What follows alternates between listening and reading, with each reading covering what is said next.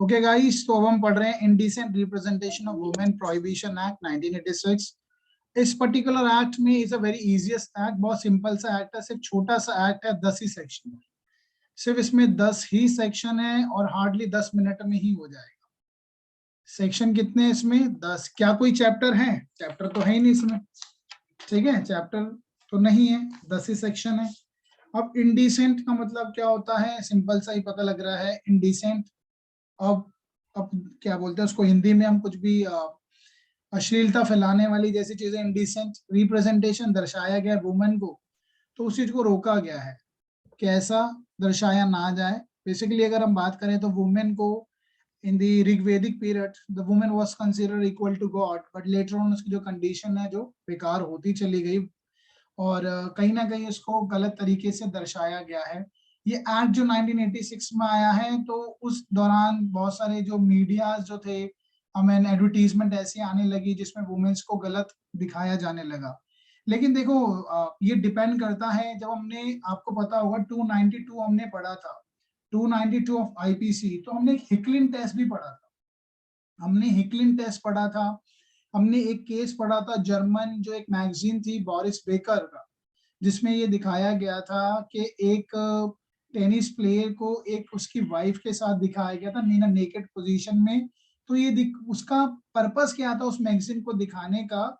उसमें न्यूडिटी नहीं थी उस मैगजीन में। इंडिया में भी जब वो केस आया तो उसमें देखा गया कि it is not a nude, I mean वो न्यूडिटी नहीं है, इंडिसेंट रिप्रेजेंटेशन नहीं है।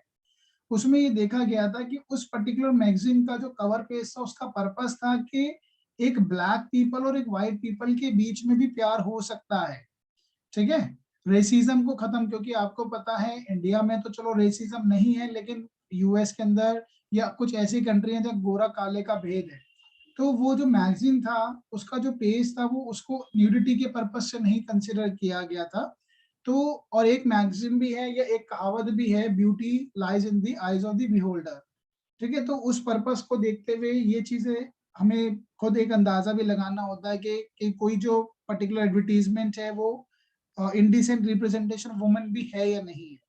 बट हाउएवर इट्स रिक्वायर्ड कि कोई एक ऐसा लेजिस्लेशन होना चाहिए कि जिसमें अगर वुमेन को इंडिसेंट रिप्रेजेंटेशन किया गया है तो उसके ऊपर सजा का प्रावधान भी होना चाहिए, जो 1986 में बनाया गया इस एक्ट को। वैसे आप देखोगे तो कई जगह वुमेन्स को गलत तरीके से दिखाया भी गया, लेकिन वो पर्पस उनका इंडिसेंट नहीं है। देखो कई बार कुछ ऐसी चीजें होती है, आपने देखा होगा अपनी साइंस की जो किताबें हैं, बायोलॉजी की पर्टिकुलरली, तो वहां पे वुमेन्स के या मेल के भी पिक्चर्स होते हैं, इवन इन न्यूड मैनर में भी होंगे, बट वो साइंटिफिक पर्पस के लिए है, बच्चों को पढ़ाने के लिए है, क्योंकि मेडिकल साइंस में तो आप चीजों को देखना ही होगा, ठीक है, ताकि वो चार्ट के हिसाब से या फिर कोई फोटो दिखाकर इजिली समझ में आ जाता है। तो वो कोई इंडिसेंट रिप्रेजेंटेशन नहीं होता है। ऐसे ही कई बार पेंटिंग पे कोई सारे बवाल मस्ते हैं, पेंटिंग बना दी जाती है, कई बार न्यूड पेंटिंग बनाई है, जैसे एमा हुसैन भी जो है, उन्होंने कई बार ऐसी पेंटिंग बनाई जिस पे बहुत सारे ऑब्जेक्शंस भी अराइज हुए हैं।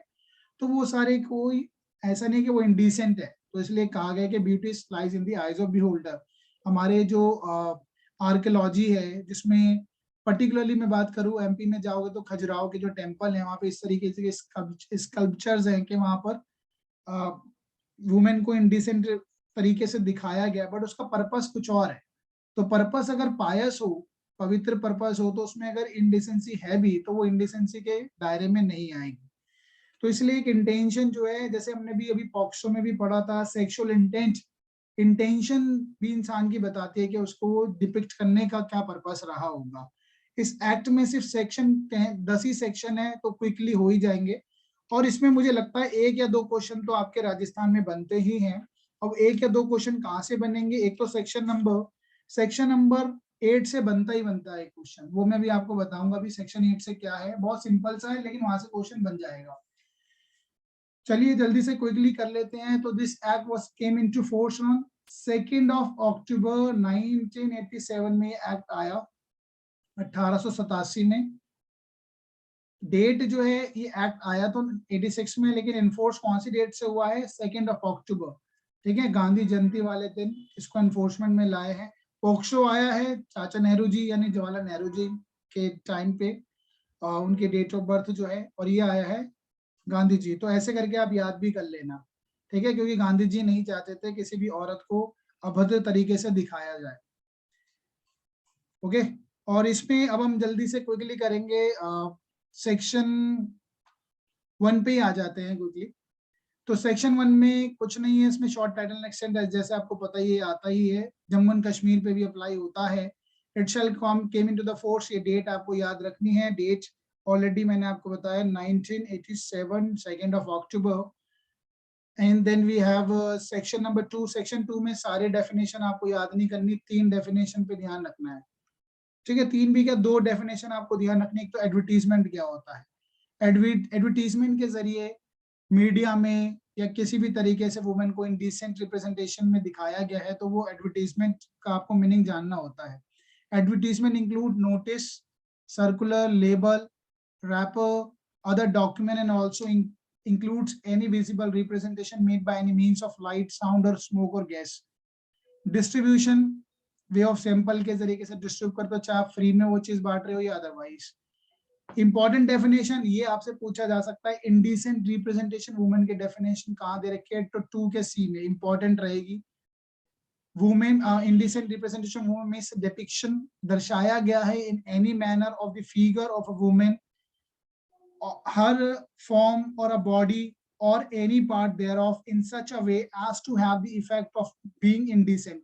इस तरीके से दर्शाया गया है वुमेन को कि जैसे वो इंडिसेंट फॉर्म में, और डेरोगेटरी और डिनिग्रेटिंग या तो है, इसको बोलते हैं स्पीकिंग डैमेजिंग, उसकी इमेज को नीचे गिराते हुए वुमेन, और इज लाइकली टू डिप्रेव और करप्ट और इंजर द पब्लिक मोरालिटी और मोरल्स, ठीक है। ये कुछ कीवर्ड्स हैं, इनको आपको ध्यान में रखना पड़ेगा। लाइकली टू डिप्रेव यानी देखो, एक अगर न्यूड पिक्चर है, तो न्यूड पिक्चर है तो वो ऐसा भी हो सकता है, जैसे एक नटराज की जो पिक्चर होती है तो वो भी कहीं ना कहीं हाफ न्यूड इस तरीके से वो होती है, लेकिन वो हमें इंडिसेंट नहीं लगती है, क्योंकि वो कहीं ना कहीं हमारे पुरातत्व चीजों को दर्शाती है, ठीक है। तो लेकिन वो ये कि beauty lies in the eyes of beholder, जिसको हमने 292 जो हमने पढ़ा था आईपीसी के अंदर, हेकलिन टेस्ट में भी यही कहा गया था, भाई सामने वाले की इंटेंशन क्या है उसको देखने की, उससे डिपेंड करता है कि वो ऑप्शन है या नहीं है, ठीक है। ये सामने वाले ने जो बनाया, जिसने पेंटिंग बनाई है, उसका ऐसा इरादा नहीं था, गलत इरादे के तरीके से उसने नहीं बनाई है। और एक वर्ड हम उसमें यूज किया था 292 में, प्रूरिएंट इंटरेस्ट। प्रूरिएंट इंटरेस्ट यानी कोई ऐसी चीज है, कोई वुमेन की पिक्चर है, न्यूड है या नेकेड है, उसको देखने के बाद सामने वालों का माइंड अगर करप्ट हो रहा है, then it can be consider as indecent, ठीक है। तो वैसी चीज नहीं होना चाहिए। वैसे आजकल के टाइम में आपने देखा मीडिया में इतनी घटिया चीजें आती है, फेसबुक है, ये यूट्यूब है, इन पे इतनी घटिया घटिया इमेजेस डाल देते हैं लोग, तो वो ऑब्सैनिटी तो होती है, लेकिन I don't know why the Indian government is not able to control it. वो कंट्रोल होनी चाहिए। और डीनिग्रेटिंग वुमेन और is likely to deprave, corrupt और इंजर दी पब्लिक मोरालिटी और मॉरल्स को, जो डिप्रेव करती है या करप्ट करती है, इंजर करती है पब्लिक मोरालिटी को, तो ये डेफिनेशन इंपॉर्टेंट रहेगी। लेबल इट्स नॉट इंपॉर्टेंट, छोड़ दीजिए। Package prescribe you can leave it. Now इसमें ये सेक्शन दोनों बहुत इंपॉर्टेंट है, सीधा पूछा जा सकता है। प्रोहिबिशन ऑफ एडवर्टीजमेंट, किसी भी तरीके की एडवर्टीजमेंट को रोका जाएगा जहां पे वुमेन को इंडिसेंट वे में दिखाया जा रहा है। No person shall publish or cause to publish or arrange or take a part in publication or exhibition of any advertisement which contains indecent representation of women in any form। किसी भी तरीके से women को indecent representation करके दिखाया जा रहा है, जो कि इंडिया में भी दिखाया जाता है, उसको रोका जाना चाहिए। इसलिए सेंसर बोर्ड भी बैठा होता है, लेकिन आई रियली डोंट नो कि सेंसर बोर्ड भी कैसे वो मूवीज को, पिक्चर्स को पास कर देता है, ठीक है। वो होनी नहीं चाहिए। आप जानते हैं कि कितना घटिया तरीके से वुमेन को डिपिक्ट किया जाता है पिक्चर्स में भी। नाउ प्रोहिबिशन ऑफ पब्लिकेशन और sending by post of books, pamphlets containing indecent representation of women, तो किसी भी तरीके का पब्लिकेशन नहीं होना चाहिए, चाहे वो बुक के फॉर्म में हो, पैम्पलेट के फॉर्म में हो, जहाँ पे वुमेन्स को इंडिसेंट रिप्रेजेंटेशन दिखाया जा रहा है। मैगजीन के जनरली कवर पेज पे देखोगे तो एक ऐसी ऐसी पिक्चर छाप देते हैं लोग, जो अगर आप देखोगे तो डेफिनेटली एक आम आदमी का माइंड तो जरूर करप्ट होगा ही, ठीक है। तो वो चीज होनी नहीं चाहिए, लेकिन होती है। ऐसी ऐसी मैगजीन आती है, I am forgetting the name, ठीक है। और ऐसे ऐसे सीरियल्स भी आते हैं, सीरीज आती हैं, वो पता नहीं कौन सी रसभरी थी शायद, आती है ना।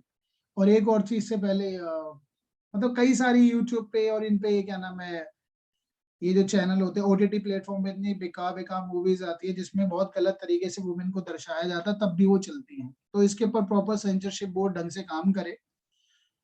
तो no person shall produce or cause to be produced, sell, let or hire, distribute, circulate or send by the post, pamphlet, paper, slide, film, writing, drawing, painting, photograph, representation or figure which contain is indecent representation of women in any form. तो किसी भी तरीके से अगर वो दिखाते हैं तो ये चीज नहीं होनी चाहिए, पनिशेबल ऑफेंस है ही। अब लेकिन क्या इसका एक एक्सेप्शन भी है, कई बार हमें चीजें दिखानी पड़ेगी क्योंकि हमें वो जो चीज चाहिए वो किस पर्पस के लिए चाहिए। भाई कोई साइंस और लिटरेचर के लिए चाहिए होगा, साहित्य में भी ऐसी चीजें होती हैं जो दिखाना पड़ता है। तो एनी बुक, पैम्पलेट और paper, slide, film, writing, painting, photograph और रिप्रेजेंटेशन ऑफ फिगर, अगर वो उसका पर्पस क्या है, the publication of which is to provide justified as being public goods के लिए, on the ground that such book, pamphlet, whatever it is, it's in the interest of the science, literature or art और learning. जैसे आपको पता है science के जो medical student होते हैं उनकी बुक्स में काफी चीजें डिपिक्ट की जाती हैं, दिखाई जाती है, तो दैट इज नॉट एन ऑब्सैनिटी, तो वो इंडिसेंट रिप्रेजेंटेशन ऑफ वुमेन के दायरे में नहीं आएंगी। ठीक है। आर्कियोलॉजिकल सर्वे वाले जो होते हैं वो भी बहुत सारी चीजों को देखते हैं, जैसे खजुराहो के टेम्पल हैं, तो वो इंडिसेंट में नहीं होगी। या विच इज केप्ट और use for the bona fide for the religious purpose, जैसे रिलीजियस पर्पस के लिए कई मंदिर होते हैं जहाँ पे इन चीजों को दर्शाया गया है। और by representation, sculpture, engraved, painted और अदरवाइज रिप्रेजेंटेशन, और इन जैसे आर्कियोलॉजी के वाले जो हैं, एंशिएंट मॉन्यूमेंट्स जो हैं हमारे, वहां पे अगर इस तरीके की चीजें हैं तो that is not come under the definition of indecent representation of women. Temple में, ठीक है, एनी टेम्पल और एनी कार, कार का यहाँ पे मतलब है जो चैरियट होता है ना, रथ यात्रा जो निकलते, इसमें मूर्तियों को लेके जाता है, अगर उसमें भी कोई नकाशी इस तरीके से हुई है तो वो भी इंडिसेंट रिप्रेजेंटेशन में नहीं आएगा। ठीक है, रिलीजियस पर्पस के लिए यूज हो रही है। Any film in which the provision of the cinematograph act 1952 will applicable, तो सेंसर बोर्ड ने जो कंट्रोल कर रखा होगा तो वो रिप्रेजेंटेशन के दायरे में नहीं आएगा। ना power to enter and search, अब ऑफ कोर्स ही बात है, जो कंटेंट है, जो मटेरियल है, कोई भी जो ऑफिसर होगा which is authorised by the gazetted officer which is authorised by the state government के द्वारा, ही कैन एंटर और सर्च और सीज, तीनों चीजें कर सकता है उन मटेरियल को, पैम्पलेट को, पेपर को, फिल्म को, ड्राइंग को, पेंटिंग को, जो भी चीजें होंगी। ठीक है, और उनको एग्जामिन भी कर सकता है, यानी रिकॉर्ड्स उसके रजिस्टर में क्या एंट्री हुई भी है, सारी चीजें वो देख सकता है, सीज कर लेगा उनको। बट लेकिन प्राइवेट डिवेलिंग हाउस में वो बिगर वारंट के नहीं जाएगा, वारंट चाहिए होगा उसको। ठीक है, प्राइवेट डिवेलिंग हाउस में। ओके, जैसे ही वो सर्च से सीजर कर लेगा, सर्च एंड सीजर करने के बाद ऑफ कोर्स ही बात है, फिर ये कुछ ऐसा कंटेंट भी हो सकता है जो उससे इस तरीके से कनेक्टेड है जिसको अलग नहीं किया जा सकता, तो पूरा का पूरा जो कंटेंट होगा उस पूरा सीज कर लिया जाएगा। 2 में लिखा है सीआरपीसी का प्रोसीजर अप्लाई होगा, सर्च एंड सीजर आप जानते ही हैं, सर्च एंड सीजर एक प्रॉपर चैप्टर दिया हुआ है सीआरपीसी में, वो अप्लाई होगा। और रही बात वारंट की, जो सेक्शन 94 में जो इशू होते हैं वैसे ही वो इशू होंगे। और जो चीज भी सीज की गई होगी उसकी उसको इन्फॉर्म कर दिया जाएगा, भेज दिया जाएगा मजिस्ट्रेट आपके पास, नियरेस्ट मजिस्ट्रेट के पास, and his order as to the custody there, जो भी वो कस्टडी का ऑर्डर देंगे। नाउ पेनल्टी की बात करें तो पेनल्टी पनिशेबल ऑफेंस तो है ही, इसमें पेनल्टी जो है दैट मींस सेक्शन 3 और 4 जो एडवर्टाइज को पब्लिश करेगा या कंटेंट को, 3 और 4 प्रोहिबिशन ऑफ एडवर्टीजमेंट, ऐसी चीज को एडवर्टाइज करता है या पब्लिकेशन करता है, बुक, पैम्पलेट वगैरह को। वैसे इसमें इलेक्ट्रॉनिक फॉर्म में भी चीजें कंप्लीट कवर किया जाना चाहिए, बट अभी तक हुआ नहीं है, लेकिन फ्यूचर में क्या पता हो जाए, क्योंकि बहुत सारी चीजें आजकल तो मोबाइल फोन का जमाना है, फेसबुक है, इन सब चीज पे भी इसको लगाम लगानी चाहिए, लेकिन अभी लिखा नहीं है। वो आईटी में हम कवर कर लेते हैं वैसे, आईटी एक्ट में। तो इसको हम 2 पार्ट में डिवाइड कर रहे हैं, फर्स्ट टाइम, सेकंड टाइम। अगर फर्स्ट टाइम जो सजा दी जाएगी section violation of the 3 and 4, it would be the punishment तो 2 years होगी, which can be extended to 2 years, और फाइन जो होगा प्लस 2,000 रुपए तक का फाइन हो सकता है। 2 साल तक की सजा है, इसका मतलब है 2 साल तक की मिल सकती है, कम भी मिल सकती है। अगर वो सेकंड टाइम करता है तो 6 महीने से लेकर 6 मंथ से लेकर it can be extended to 5 years तक हो सकती है। ठीक है, और फाइन हो सकता है 10,000 से लेकर it can be extended to 1 lakh rupees. ये याद रखना। देखो गाइस, एक तो सेक्शन 3 और 4, 3 इसमें तो देखो 4-5 क्वेश्चन ही बनते हैं, 4-5 क्वेश्चन ही बनते हैं। एक तो सेक्शन 6 पे बन रहा है, एक ये एक यहाँ से क्वेश्चन बन जाएगा प्राइवेट डिवेलिंग हाउस एमसीक्यू, एक इसका यहाँ से बन जाएगा, वारंट चाहिए होगा। एंड एक क्वेश्चन यहाँ से बनेगा 3 और 4 से, एक क्वेश्चन बनता है 2C से, 2C से क्वेश्चन बनता है एमसीक्यू, एक क्वेश्चन बनेगा सेक्शन 3 और 4 से बन जाएगा। ठीक है, एक्सेप्शन के फॉर्म में बन सकता है गाइस, ये याद रखना, एक्सेप्शन के फॉर्म में बनेगा कि कब वो पब्लिकेशन अगर हो भी रहा है तो वो वैलिड होगा। ठीक है, किताबों में प्रिंट किया गया है, लेकिन वो हमें साइंस और आर्ट के लिए जरूरी है, पढ़ाने के लिए, बच्चों को पढ़ाने के लिए चीजें जरूरी है। ठीक है, क्योंकि मैं भी क्या कर सकता हूँ, अगर मुझे रेप की डेफिनेशन को समझाना है तो मैं कोई चित्र लेकर उस प्रॉपर चीजों को समझा सकता हूँ। ठीक है, जिसमें एक हम लाबिया मेजोरा लाबिया वो सारी चीजें जो ना रेप की, तो मैं समझा सकता हूँ, तो वो मैं एक लर्निंग के लिए बता रहा हूँ। तो it will not come under the indecent representation of the woman. Okay guys, I hope you can understand it what I'm trying to say. एक क्वेश्चन यहाँ पे सेक्शन 5 पे बन जाएगा, सर्च एंड जो प्राइवेट ड्वेलिंग हाउस पे तो warrant चाहिए होगा, क्या क्या पावर दे रखी है स्टेट गवर्नमेंट जो है, वो किसी भी गैजेटेड ऑफिसर को एंटर, सर्च और सीजर की पावर दे सकता है। एंड इसमें एक क्वेश्चन पेनल्टी पे बनता है, पेनल्टी से क्वेश्चन आएगा ही, फिर एक कंपनी पे आ सकता है। ठीक है, कंपनी पे जो भी इंचार्ज होगा, अब कंपनी को सजा तो नहीं दे सकते, लेकिन कंपनी को जो चलाने वाले लोग हैं उनको तो सजा दी जाएगी ना, कंपनी खुद तो चलती नहीं है। तो whosoever in charge of the company they can be punished, but उनका वही है, ड्यू डिलिजेंस वाली बात है, वो कह देते हैं कि भाई हमें नहीं पता था इस बारे में, हमने कोशिश करी थी, तो वो बच जाएंगे। ठीक है, तो इसमें कौन कौन कवर हो सकता है, डायरेक्टर, मैनेजर, सेक्रेटरी, ये सारे लोग, या अदर ऑफिसर्स भी कवर हो जाएंगे। And company means a corporate और इंक्लूड्स अ फर्म और एसोसिएशन ऑफ द इंडिविजुअल। ये डेफिनेशन देखो जरूरी नहीं यहाँ पर यूज हो रही है, लेकिन ये इंपॉर्टेंट है। डायरेक्टर का मतलब क्या होता है, पार्टनर इन अ फर्म भी डायरेक्टर होगा। ठीक है, वो भी पार्टनर, 2 पार्टनर है तो वो भी कंसिडर हो जाएंगे, डायरेक्टर के डेफिनेशन में कंप्लीट होंगे। सबसे इंपॉर्टेंट क्वेश्चन जो मुझे लगता है अगर मैं पेपर में बनाऊंगा तो मैं ये क्वेश्चन डालूंगा, ऑफेंस ऑफ कॉग्निजेबल है या नहीं है। कॉग्निजेबल पुलिस अरेस्ट कर सकती है, डेफिनेटली क्या बेलेबल है, बेलेबल होगा, कॉग्निजेबल होगा लेकिन बेलेबल होगा। ठीक है, ये क्वेश्चन बनता है, मुझे लगता है यहाँ से क्वेश्चन बन जाएगा, आ जाएगा। Now protection of action taken in good faith, अगर कोई भी एक्शन जो लिया गया होगा स्टेट गवर्नमेंट ने, उन पे कोई भी जो भी गुड फेथ में लिया हुआ कोई भी एक्शन जो होगा, उन पे किसी भी तरीके का मुकदमा नहीं होगा। No suit prosecution other legal proceeding चल रहा है against central government, state government और any officer if anything done in a good faith, good faith में जो की गई होगी तो उनपे कोई ऑफेंस नहीं, कोई प्रोसिक्यूशन नहीं होगा। Section 10 it's of useless, section 10 तो कहीं आता ही नहीं, पावर टू मेक रूल्स, सरकार चाहे तो रूल्स बना सकती है। ठीक है, कि किस तरीके से सीजर होगा, उसकी लिस्ट कैसे बनेगी, तो this is all about by the section 10 indecent representation of the women's act. Implementation date Gandhi ji को याद कीजिएगा। ठीक है, भूल भी जाओ तो इस तरीके से याद कर लीजिएगा, गांधी जी का बर्थ 2 अक्टूबर 1987, और हमने इससे पहले जवाहरलाल नेहरू जी की भी बात करी थी, तो पॉक्सो में जवाहरलाल नेहरू जी की बात, तो 2 एक्ट की तो डेट वैसे ही याद हो जाएंगे।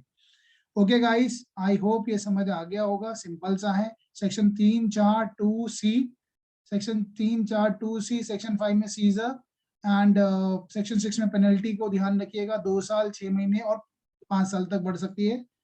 एंड सेक्शन 8 बेलेबल है और कॉग्निजेबल भी है, इतना याद रख लीजिए, आई एम श्योर इससे ज्यादा बाहर क्वेश्चन नहीं आने वाला है।